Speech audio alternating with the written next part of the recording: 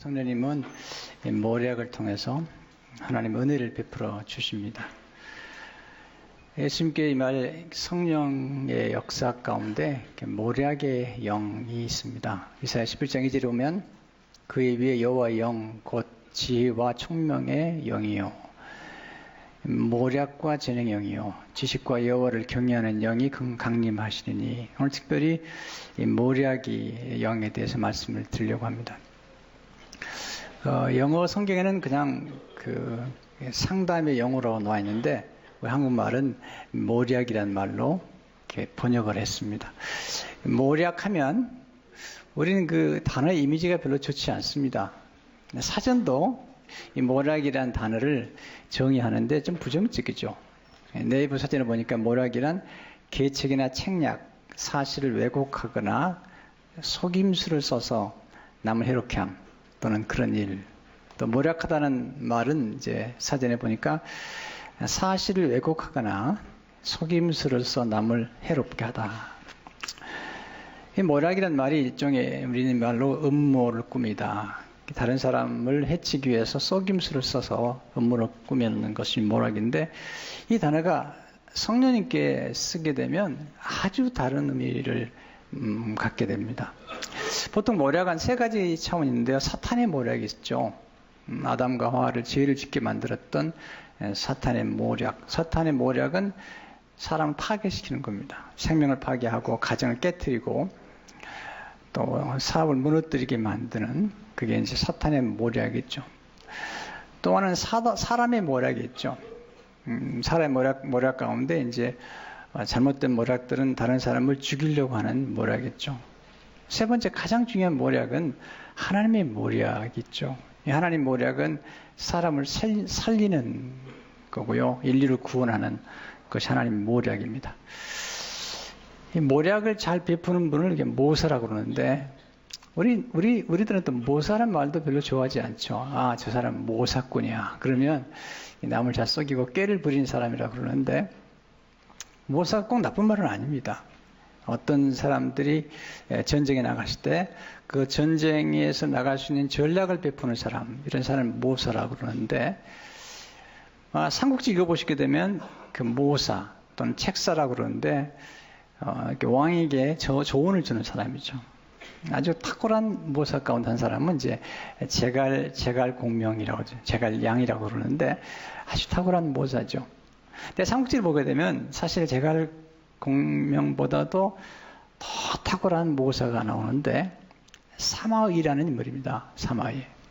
제가 얼마 전에 중국에서 만든 삼국지를 한번 전체를 제가 보는 시간이 있었는데, 가장 감명을 받았던 인물은 사마의입니다. 이 사마의는 자기를 잘 낮출 줄 알고요. 그리고 잘 적응합니다. 그리고 자기가 숨어야 될 때와 드러날 때를 잘 아는 사람입니다. 결국은 사마의의 손자가 중국을 제패하게 됩니다. 그러니까 이게 역사 때마다 아주 탁월한 전략을 베풀었던 인물이 나오는데, 성경에 보면 예수님을 모사라고 그러잖아요. 예수님을 이사야 9장 6절에 보게 되면 예수님을 가르쳐서 이는 한 아기가 우리에게 낳고 한 아들을 우리에게 주신 바 되었는데 그의 어깨는 정사를 메었고 그의 이름은 기묘자라 모사라 전능하신 하나님이라 영존하신 아버지라 평강의 왕이라 할 것입니다. 예수님을 향해서 예수님을 기묘자라 또는 모사라고 그러는데, 영어의 성경에 보게 되면 기묘하다와 모사를 한꺼번에 이렇게 엮어서 번역을 했어요. 그래서 Wonderful Counselor라는 말을 썼습니다. Wonderful Counselor. 상담자라는 거죠. 예수님이 상담자시고 인생의 코치가 되신다는 거죠. 여러분, 상담자가 하는 역할이 뭐죠? 사람 만나가지고 잘 경청하는 가운데 상대방의 문제를 스스로 발견하게 도와주는 사람이 상담자죠. 근데 많은 분들이 상담자들 가운데 훌륭한 분이 이미 계신데, 상대방의 문제를 알게 해주는 것 대단히 훌륭한 겁니다.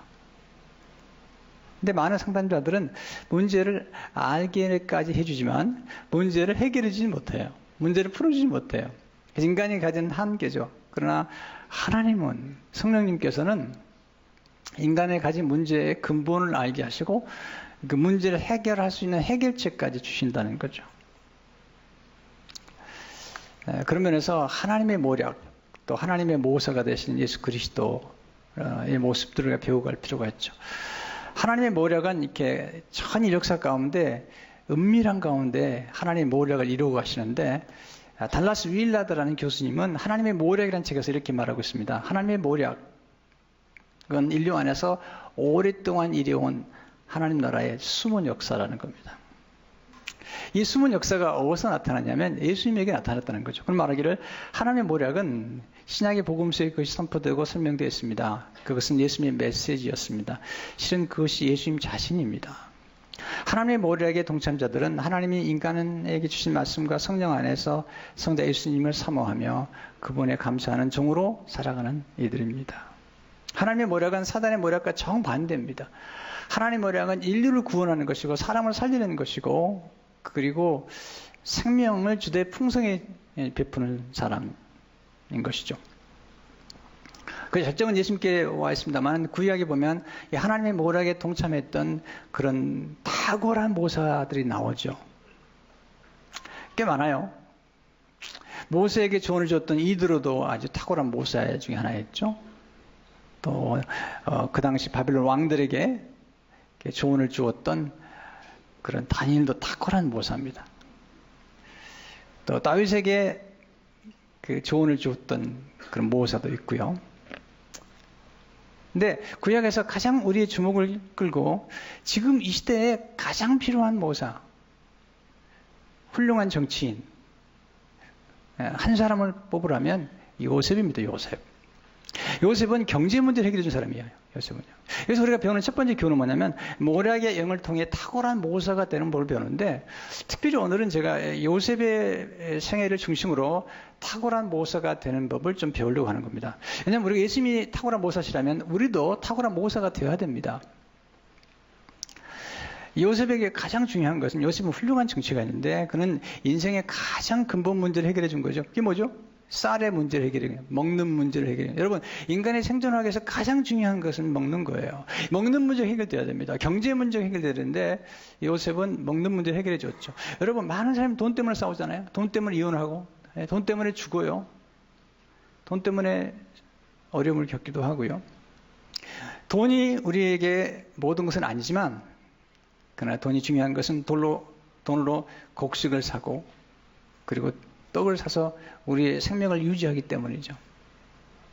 그래서 경제 문제가 굉장히 중요합니다. 앞으로 한국교회와 한국사회, 이민사회, 이민교회는 심각한 경제난을 맞이하게 되는 겁니다. 많은 교회들이 지금 경제적으로 어려워 있습니다.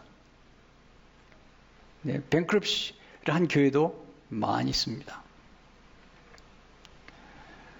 그래서 경제 문제를 해결해 줘야 됩니다. 근데 요셉은 경제 문제를 해결해 준 사람이었고, 예수님은 이 땅에 오셔서 생명의 떡으로 오셨습니다. 우리에게 생명을 주시기 위해서 오셨고, 그것도 영원한 생명을 주기 위해 오신 겁니다. 지금도 마찬가지죠. 인류 역사상 지금도 경제 문제를 해결해주고 생명의 문제를 해결해 줄 수 있는 사람, 지금 수많은 사람이 난민으로 고통을 받고 있잖아요. 그게 뭐죠? 먹을 게 없는 거죠. 거주할 땅이 없는 거잖아요. 그러니까 지금도 이 경제 문제와 그리고 사람들의 생명의 문제와 생명의 풍성한 복지를 해결해 줄 수 있는 그런 인물, 그런 대통령, 그런 사람들을 찾고 있는 거잖아요. 그런 면에서 요셉은 탁월한 모사였는데, 우리가 어떻게 하면 탁월한 모사가 될 수 있을까? 어떻게 하면 탁월한 카운슬러 또는 인생의 코치가 될 수 있을까요? 멘토가 될 수 있을까요? 이게 중요합니다. 우리 스스로도 이걸 배워야 될 뿐만 아니라 우리 자녀들이나 우리 이웃 사람들에게 우리가 도와주려면 반드시 이 탁월한 모사가 되는 걸 배워야 되겠죠. 어떻게 하면 가능한? 첫째로 겸손한 사람이 탁월한 모사가 될 수 있는 거죠. 스스로가 똑똑하다는 게 아니라 겸손한 사람. 바로가 꿈을 꿨는데 꿈을 해석을 못 하겠는 거죠. 소문을 들어보니까 히브리 한 청년이 꿈을 들으며 해석한다는 말을 듣고 감옥에 있는 요셉을 불러옵니다. 요셉이 묻습니다. 너는 꿈을 들으면 푼다더라. 그랬더니 요셉이 기가 막힌 대답을 합니다. 아닙니다. 제가 푸는 게 아닙니다. 창세기 41장 16절을 보니까 요셉이 바로 대답하여 이르되 내가 아니라 I cannot do it. 내가 아니라 하나님께서 but God. 하나님께서 바로에게 편안한 대답을 하시리이다. 하나님이 하신다는 거죠. 두 번째, 경청을 잘할 때 탁월한 모사가 될 수 있는 거죠. 지혜는 잘 듣는 거예요. 말하기 전에, 듣기 전에 대답하는 게 아닙니다. 또 들을 때 듣는 게 아니라 하나님의 뜻을 헤아려 가면서 듣는 거죠. 하나님의 음성을 귀를 기울여 가면서 사람들의 말을 경청할 수 있어야 되잖아요. 바로가 꿈을 꿨는데 요셉이 잘 듣잖아요. 바로가 꿈 얘기를 하는데 아주 잘 듣습니다. attentively 아주 잘 듣는 거예요. 그냥 듣는 게 아닙니다. 얼마나 잘 들었으면은 나중에 그 꿈을 분석하고 비교하고 거기서 어떤 패턴을 찾아내거든요. 창세 41장 17절 24절에 보면 바로가 꿈을 얘기하죠. 바로가 요셉에게 이르되 내가 꿈에 나일강에 서서 보니 살지고 아름다운 7 암소가 나일강가에 올라와 갈바에서 뜯어먹고 그 뒤에 또 약하고 심히 흉하고 파리한 7 암소가 올라오니 그같이 흉한 것들은 애굽 땅에서 내가 아직 보지 못한 것이라. 그 파리하고 흉한 소가 처음에 7 살찐 소를 먹었으며 먹었으나 먹은 듯 하지 아니하고 여전히 흉하더라. 내가 곧 깨었다가 다시 꿈에 보니 한 줄기에 무성하고 충실한 7 이삭이 나오고 그 위에 또 가늘고 동풍에 마른 7 이삭이 나더니 그 가는 이삭이 좋은 7 이삭을 삼키더라. 내가 그 꿈을 점술가에게 말했으나 그것을 내게 풀이해 주는 자가 없느니라. 잘 들은 거죠. 잘 들어보니까 이 두 꿈이 비슷해요. 첫 번째 꿈은 7마리의 사찐 암소가 등장하는 거죠. 그리고 7마리의 나중에 또 흉측한 아주 핍절한 그런 이제 암소가 등장하잖아요. 그 다음에 보니까 7 충실한 무성한 이삭이 있는 반면에 그 다음에 이삭은 아주 동층에 속이 비어있는 이삭인데 둘 다 첫 번째 보면 그 아주 파리한 암소가 처음 암소를 7마리 잡아먹는 거잖아요. 그리고 두 번째도 보면 그 파리하고 그 속이 텅 빈 이삭이 첫 번째 이삭 7을 잡아먹는 거예요. 여기서 일정한 경청을 하면서 잘 살피는 것입니다. 여러분이 잘 듣는 게 정말 중요합니다. 듣는 마음이 지혜로운 거죠. 세 번째는 관찰을 잘해야 됩니다. 탁월한 모사 되려면 관찰하는데 우리는 잘 보지 못해요. 왜냐면 건성으로 보잖아요. 집중해서 볼 수 있어야 됩니다. 지금 요셉은 그 꿈속에 나와 있는, 들으면서 꿈속에 나와 있는 이 꿈을 관찰하는 거죠. 거기에 7마리 살찐 암소와 7마리 파리한 암소가 나오고요. 7개의 이삭이 나오는데 처음에 건 충실하고 그 다음 것은 아주 파리한 걸 보면서 이렇게 지금 머릿속에 상상을 하고 관찰하고 있는 것입니다. 여러분 보는 게 정말 중요합니다. 잘 보시면 많은 걸 배울 수가 있습니다. 근데 그냥 보면 안 되고요.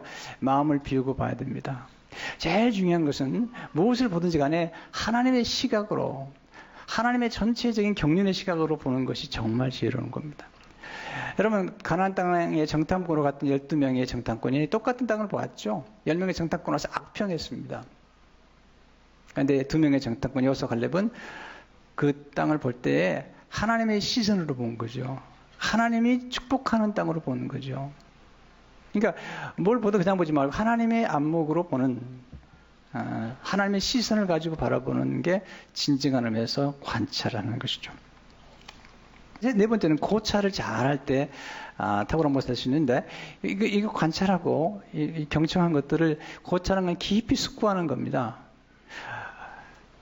여러분 성령 충만한 사람들이 절대로 가벼운 사람들 아닙니다. 어떤 사건을 할 때 깊이 숙고할 줄 알아야 되는데, 이 숙고를 하면서 일정하게 자기가 본 것이나 들은 것에 대해서 비교하고 분석하고 그리고 연결하고 때로는 통합도 해보고 융합도 해보면서 일정한 패턴을 발견하는 거죠. 이건 굉장히 어려운 작업이에요. 굉장히 숙고해야 됩니다. 요즘 많은 크리스천들이 너무 가벼워요. 생각이 깊지 않아요. 생각이 깊어야 돼요. 그래야지 네 번째에 이르게 되는데 통찰, 다섯 번째 통찰에 이르게 되는데 통찰을 잘할 때 탁월한 모사가 될 수 있는 거죠. 이 통찰이 굉장히 중요합니다. 통찰이라는 말은 영어로 insight인데 이 말은 안으로부터 보는 거예요. 쉽게 하면 어떤 문제가 있을 때 문제의 근원, 문제의 본질을 살피는 것입니다. 요셉은 경청하고 관찰하고 깊이 숙고하는 가운데 그런 통찰에 이르게 됩니다. 통찰은 무엇이냐면 일정한 패턴을 발견하는 거죠. 일정한 패턴을 발견하는 거죠. 이렇게 흘러가는구나 하는 패턴을 발견하면 그 패턴을 통해서 그 다음 미래를 예측할 수가 있는 거죠. 이런 사람들을 현인이라고 그러죠. 문제를 미리 예견하고 그리고 미리 준비하면서 문제를 해결해 주는 사람, 이런 사람들을 우리는 탁월한 인물이라고 하는 거죠. 지도자는 선견하는 사람이죠. 근데 선견하기 전에 정견, 바로 봐야 되는데, 인사이트는 바로 보는 거죠. 바로 봐야지, 그 다음을 예측할 수가 있는 건데, 요셉이 그렇게 탁월하게 지금 앞을 내다보고 있는 까닭은, 그러니까 지금 바로 왕의 꿈을 통해서 정확한 패턴을 이뤘기 때문에. 그래서 이제 해석을 해주는 거죠. 창세기 41장 25절 30절에 보면 이렇게 해석해요. 요셉이 바로에게 이르되 아뢰되 바로의 꿈은 하나라. 하나님이 그 하실 일을 바로에게 보이심이니이다. 7 좋은 암소는 7회요. 7 좋은 이삭도 7회니 그 꿈은 하나라. 그 위에 올라온 파리하고 흉한 7소는 7년이요. 동핑이 말라 속에 빈 7 이삭도와 7배 흉년이니 내가 바로에게 하실 일을 하나님이 그 하신 일을 바로에게 보이신다 하면 이것이라. 온 애굽 땅에 7배의 큰 풍년이 있겠고 후에 7배 흉년이 들므로 애굽 땅에 있던 풍년을 다 잊어버리게 되고 이 땅이 그 기간으로 망하리니 후에 있던 그 흉년이 너무 심하므로 이전 풍년을 이 땅에서 기억하지 못하게 되리이다. 자, 그래서 패턴을 찾아낸 거죠. 7이라는 숫자, 7 암소, 7 이삭. 또 패턴을 찾아낸 거죠. 처음에 건 살이 쪘지만 뒤에 것은 파리하고 그리고 속이 빈 거죠. 근데 둘 다 먹었다는 거죠. 여기서 그는 지금 패턴 안에서 뭘 찾아냈냐면, 해석하게 되냐면, 7이라는 숫자는 7년이라는 숫자를 발견했고, 살찐 부분에 대해서는 첫째는 풍년이고 두 번째 파리한 건 흉년이라는 패턴을 발견한 거죠.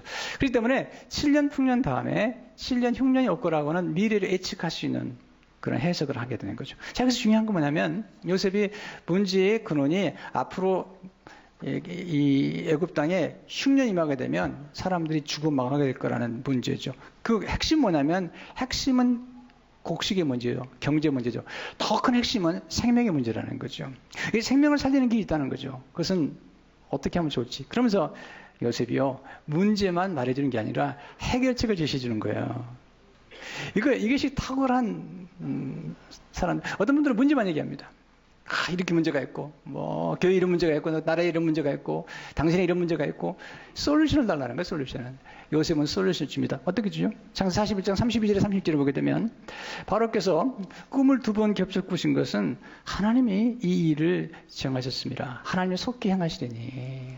이제 바로께서는 명철하고 지혜 있는 사람을 택하여 애굽 땅을 다스리게 하시고, 바로께서는 또 이같이 행하사 나라 안에 감독관들을 두어 그 7해 풍년의 애굽 땅의 5분의 1을 거두되 그들로 장차 올 풍년에 모든 곡물을 거두고 그 곡물을 바로의 손에 돌려 양식을 위하여 각 성읍에 쌓아두게 하셔서 이와 같이 그 곡물을 이 땅에 저장하여 애굽 땅에 임할 7해 흉년에 대비하시면 땅이 흉년으로 말미암아 망하지 아니하리이다. 다 놀랍잖아요. 문제의 근원이 지금 생명의 문제, 경제 문제라는 건데 바로에게 조언하는 겁니다. 탁월한 인물을 등용하십시오.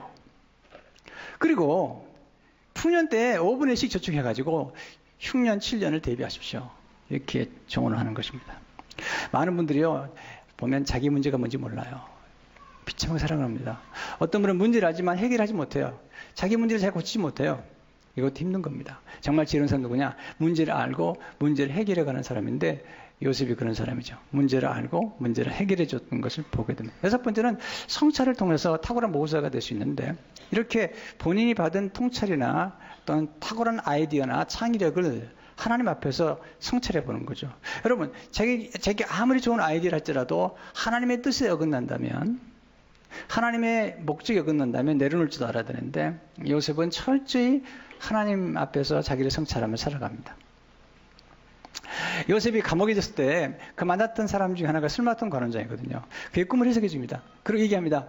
만약에 당신이 앞으로 3일 있다가 회복이 될 텐데 당신이 득이하거든 나를 기억해서 나의 억울함을 풀어달라고 얘기하는데 그 술 맡은 관원장이 잊어버립니다.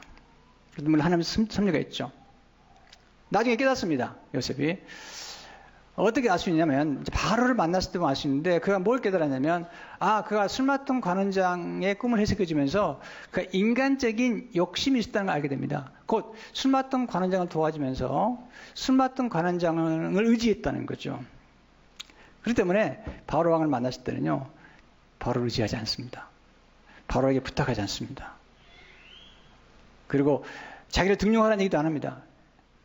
명철하고 지혜로운 사람을 등용해서 이 문제 해결하라고 얘기할 뿐이죠. 쉽게 가면 요셉은 이제는 그 어려움 중에도 하나님을 의지하고 하나님의 도우심을 구할 줄 알았던, 자기 성찰을 할 줄 알았던 사람인 것이죠. 우리 날마다 이런 성찰을 해야 됩니다. 여러분이 기가 막힌 아이디어가 떠올랐다 할지라도 그것이 사람을 살리는 것인지 하나님을 기쁘게 하는 건지를 반드시 봐야 됩니다. 7번째, 깨달은 것을 실천할 때 탁월한 모사가 될 수 있죠. 아무리 깨달아도 실천하지 못하면 소용없잖아요. 요셉은 그의 아이디어와 예비책을 실천하게 만들었죠. 그래서 창세기 41장 47절에 49절을 보게 되면 일곱의 풍년에 토지 수출이 심히 많은지라 요셉이 애굽 땅에 있는 그 7년 곡물을 거두어 각 성에 저장하되 각 성읍 주위에 밭의 곡물을 그 성읍 중에 쌓아두매 쌓아둔 곳 곡식이 바다 모래같이 심히 많아 세기를 그쳤으니 그 수가 한이 없음이었더라. 두 번째 하나님 모략은 만민의 생명을 살리는 거거든요. 요셉의 꿈속에 하나님의 모략은 요셉의 꿈속에 나타났거든요. 그러니까 요셉이 하나님의 이제 모략 가운데 들어가는데 요셉을 향한 하나님의 모략은 그의 꿈속에 나타나는데 그의 꿈이 기가 막히죠. 창세기 37장 1절을 보게 되면 요셉이 그들에게 이럴 때 청하건대 내가 꾼 꿈을 들으시오. 우리가 밭에서 곡식단을 묶더니 내 단이 일어서고 당신의 단은 내 단을 들어서 절하더이다. 이 보세요. 이 곡식이 나오죠. 벌써 이 요셉의 꿈속에 그 앞으로 곡식의 문제를 해결할 수 있는 인물이 될 거라는 것을 보여주고요. 주위에 있는 곡식들이 절한다는 것은 그가 다스리는 사람이 된다는 거죠. 근데 보통이 아니에요. 다스리는 게 보통 조그만 나라가 아니라 엄청난 것을 보여주는데 그의 패턴이 나오죠. 창세기 30장 9절에 보면 요셉이 다시 꿈을 꾸고 그 형들에게 말하 이르되 내가 꿈을 꾼즉 해와 달과 11벌이 내게 절하되다 하니라. 이거 엄청난 꿈인 거예요. 그러니까 요셉이 애굽에 갈 수밖에 없는 것은 그는 그 꿈속에 수많은 사람들을 다스리고 섬기는 어떻게 곡식 문제 해결해 주는 거죠. 그 속에 이미 패턴이 나온 거죠. 일정한 통찰이 나온 거죠. 또한 요셉을 향한 하나님의 모략은 그의 고난이죠. 형들에게 미움을 받죠. 팔려가죠. 정말 많은 고난을 받는 거죠. 네, 감옥에 들어가죠. 모함을 당하죠. 오해를 당하죠. 근데 거기서 하나님 모략이 이루어지는 거죠. 그렇기 때문에 나중에 형들이 찾아왔을 때 이야기를 하는 거죠. 내가 고난을 받은 것은 하나님께서 생명을 살리기 위한 겁니다. 창세기 45장 4절을 보니까 요셉 형들에게 이르되 내게로 가까이 오소서 그들이 가까이 오니 이르되 나는 당신들의 아우 요셉이니 당신들이 애굽의 판자라. 당신이 나를 이곳에 팔았다고 해서 근심하지 마소서 한탄하지 마소서 하나님이 생명을 구원하시려고 나를 당신들보다 먼저 보내신나이다. 그 다음에 아주 중요한 말씀이 그 다음 나오는데 7, 7, 8절을 보게 되면 하나님이 큰 구원으로 당신의 생명을 보존하고 당신의 후손을 세상에 부으시려고 나를 당신들보다 먼저 보내셨나니 그러니 나를 이리로 보내시는 당신들이 아니요 하나님이시라 하나님이 나를 바로에게 아버지로 삼으시고 무슨 얘기를 하냐면요 요셉이 큰 구원으로 하나님께서 일을 하기 위해서 나를 보내셨는데 나를 보내신 이는 여러분이 아닙니다. 하나님이십니다. 그 이유가 뭐냐면 당신들의 후손을 두기 위한 것인데 그 후손이 누구냐면 야곱의 아들 가운데 유다가 나오는데 유다의 후손 가운데 예수님이 오시거든요. 그러니까 그 당시에 만민의 백성 정도가 아니라 야곱, 그의 아버지 야곱과 그 형제 가운데 유다가 있는데 그 유다의 후손을 보존시킴으로 그리고 예수님이 오실 거라는 사실을 지금 얘기하고 있잖아요. 그래서 창세기 50장 20절을 보게 되면 당신들이 나를 헤아려 했으나 하나님은 그 손으로 바꾸사 오늘과 같이 많은 백성의 생명을 구원하게 하시려 하셨나니 The saving of many lives. 이건 엄청난 메시지인 거죠. 여러분 이 속에 하나님이 하신 일이 이루어진 거잖아요. 그러니까 하나님의 일들이 이루어지는데 그것은 하나님이 하신 일을 보여주면서 결국은 그 당시에 애굽에 있는 사람뿐만 아니라 그 당시에 많은 생뿐만 아니라 장차 예수 그리스도께서 이 땅에 오실 것까지 보여준 거죠. 여기서 우리가 결론을 맺는데 하나님의 모략은 예수님의 십자가에 나타나는 것입니다. 여러분 하나님의 모략 모든 모략과 전략은 이런 거예요. 비밀스러운 거예요. 여러분 전쟁에서도 가장 중요한 건요. 자기 정보는 노출시키지 않고 상대방의 정보가 아는 것처럼 하나님께서도 십자가를 비밀로 삼으신 거죠. 비밀로 삼으신 거예요. 그래서 에베소 1장 9절에 보면 그 뜻의 비밀을 우리에게 알리신 것이요 그의 기뻐하심을 따라 그리스도 안에서 때가 찬 경륜을 내어 예정하신 것이니 비밀.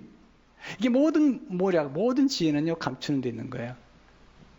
이제 하나님께서 어떻게 감추나요? 예수님 이 땅에 보내실 때 예수님을 이 땅에 보낼 때 구유에 태어나게 하셨어요.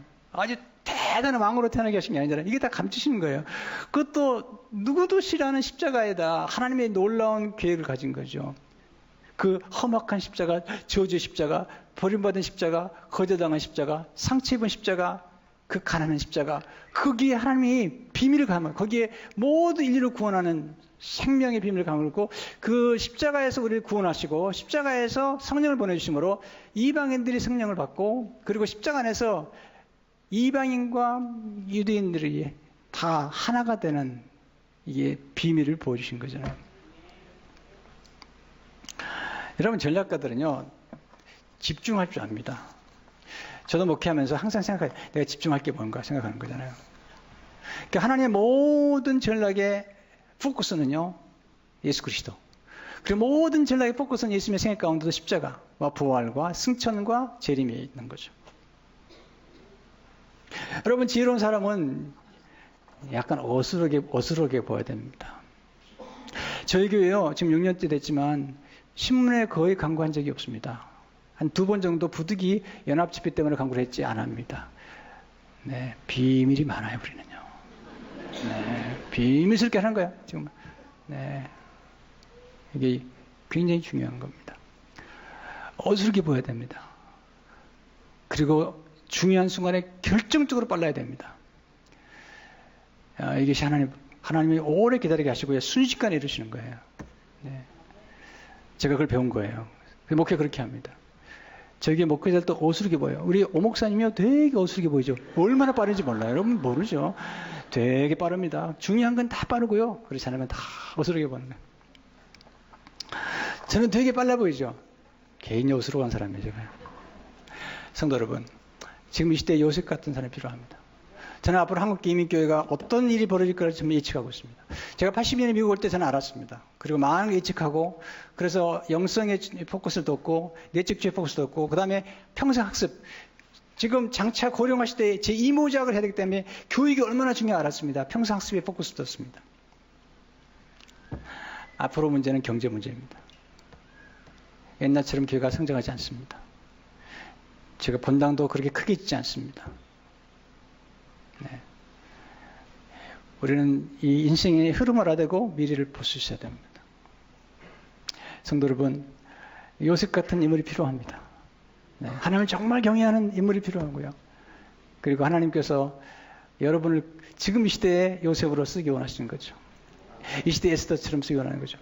여러분, 성령을 통해서 하나님의 뜻을 이루어가는 우리 모두가 되시기를 주 이름으로 축원합니다.